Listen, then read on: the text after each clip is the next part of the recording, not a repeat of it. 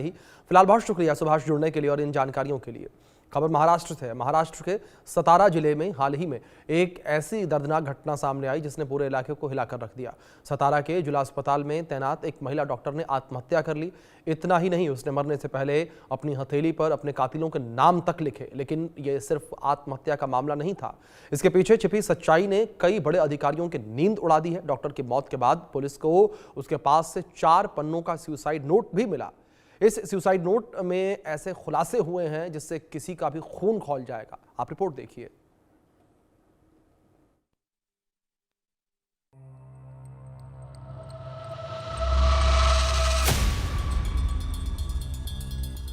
हाथ पर लिखे दरिंदों के नाम। महाराष्ट्र में लेडी डॉक्टर ने दे दी जान। एक आरोपी को पुलिस ने किया गिरफ्तार, दूसरा दरिंदा पुलिस की गिरफ्त से बाहर। डॉक्टर बिटिया के सुसाइड केस में बड़ा खुलासा। महिला डॉक्टर पर सांसद ने भी बनाया था दबाव। लेडी डॉक्टर सुसाइड नोट में 2 पीए का नाम। महाराष्ट्र के सतारा जिले में 26 साल की लेडी डॉक्टर की आत्महत्या ने खलबली मचा दी है। सुसाइड केस में पुलिस ने पहली गिरफ्तारी की है। पुलिस ने डॉक्टर के मकान मालिक के बेटे प्रशांत को गिरफ्तार कर लिया है। प्रशांत बांकर पर रेप और आत्महत्या के लिए उकसाने का केस दर्ज है। पुलिस के मुताबिक प्रशांत उस मकान के मालिक का बेटा है जहां डॉक्टर रहती थी। डॉक्टर ने 23 अक्टूबर को सुसाइड किया था। उसने अपने हाथ पर लिखे नोट में सॉफ्टवेयर इंजीनियर प्रशांत बांकर पर मेंटली हरेस करने का आरोप लगाया है। लेडी डॉक्टर ने सुसाइड करने से पहले अपनी हथेली पर सब इंस्पेक्टर गोपाल बदने का नाम भी लिखा था। आरोप है कि बदने ने पिछले 5 महीने में 4 बार डॉक्टर का रेप किया। बदने आरोपियों के फर्जी फिटनेस सर्टिफिकेट बनाने का दबाव बना रहा था। गोपाल बदने पर भी रेप और आत्महत्या के लिए उकसाने का केस दर्ज किया गया है और सीएम देवेंद्र फडणवीस के आदेश पर आरोपी सब इंस्पेक्टर को सस्पेंड कर दिया गया है। आत्महत्या करने से पहले डॉक्टर ने अपने हाथ की हथेली पर शाही से लिखे नोट के अलावा 4 पन्नों का डिटेल सुसाइड नोट भी छोड़ा है। इस नोट में एक सांसद और उसके 2 पीए का नाम है। आरोप है कि ये लोग डॉक्टर पर आरोपियों के फर्जी फिटनेस सर्टिफिकेट बनाने का दबाव बना रहे थे। मना करने पर सांसद ने महिला डॉक्टर को फोन किया था। डॉक्टर ने सुसाइड नोट में लिखा। सांसद के 2 पर्सनल असिस्टेंट अस्पताल आए थे। दोनों ने उस पर अन्य केस से जुड़े आरोपियों के फर्जी फिटनेस सर्टिफिकेट जारी करने का दबाव बनाया। जो आरोपी अस्पताल नहीं आए उनके भी फिटनेस सर्टिफिकेट जारी करने के लिए बोलते थे।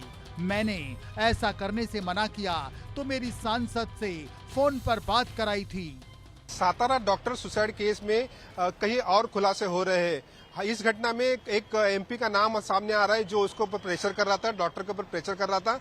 वो किस प्रकार से प्रेशर कर रहा था, क्या उसकी रोल था इस मामले में, उसकी भी तहकीकात अब शुरू हो गई है।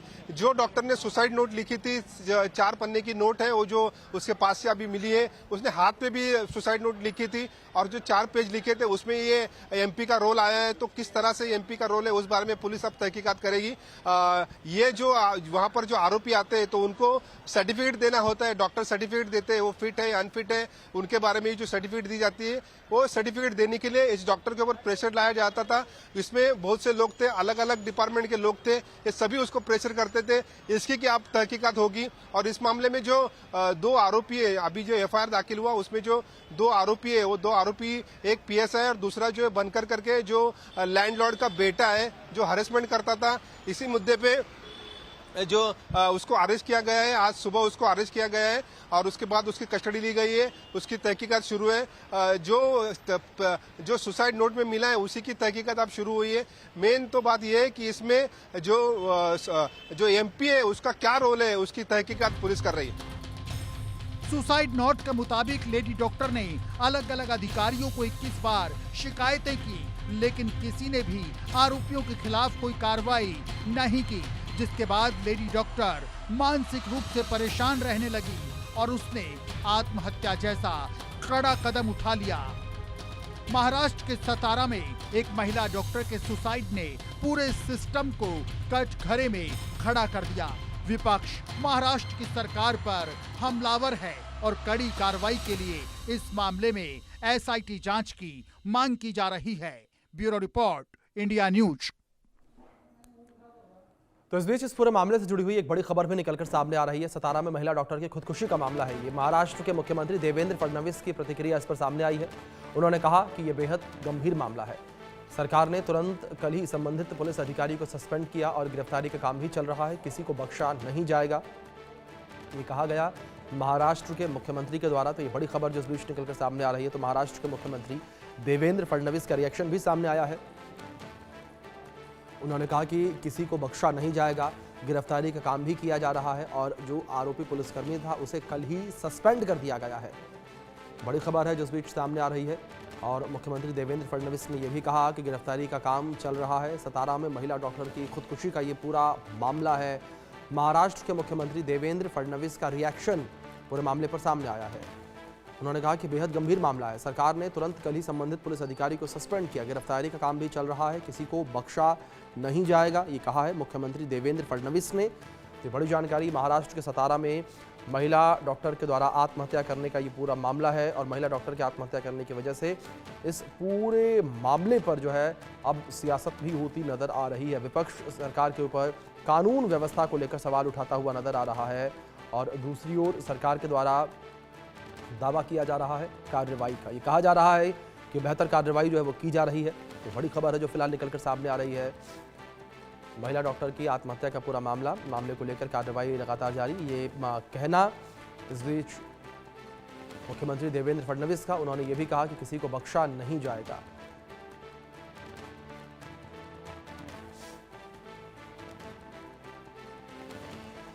क्योंकि एक युवा डॉक्टर अपने हाथ पर जिस समय इस प्रकार से अपने मन की वेदना को लिखकर आत्महत्या करती है तो ये हमारे लिए एक बड़ी दुख भरी बात है। इसलिए सरकार ने तुरंत कल ही जो संबंधित पुलिस अधिकारी है उनको सस्पेंड भी किया है, अरेस्ट करने का काम भी चालू हो गया है। किसी को बख्शा नहीं जाएगा। जो भी इन्वॉल्व होंगे उनको कठोर से कठोर शासन किया जाएगा। और मुझे ऐसा लगता है कि इस मामले में विपक्ष जो राजनीति करने की कोशिश कर रहा है वो भी बहुत गलत बात है। इतने संवेदनशील मामलों में जहां एक युवा डॉक्टर की इस प्रकार से मृत्यु होती है उसमें भी राजनीतिक रोटियां सेकने का काम करना ये असंवेदनशीलता है, इतना मैं कहूँ। दिल्ली में शख्स को डिजिटल अरेस्ट करके उनसे करीब 23 करोड़ की ठगी करने का मामला सामने आया। पुलिस ने इस मामले में 5 आरोपियों को गिरफ्तार किया है। यह दिल्ली का सबसे बड़ा डिजिटल अरेस्ट का मामला है। इस मामले में चीन और कंबोडिया का भी कनेक्शन सामने आया है। पुलिस की माने तो कंबोडिया में बैठे चीन के साइबर अपराधियों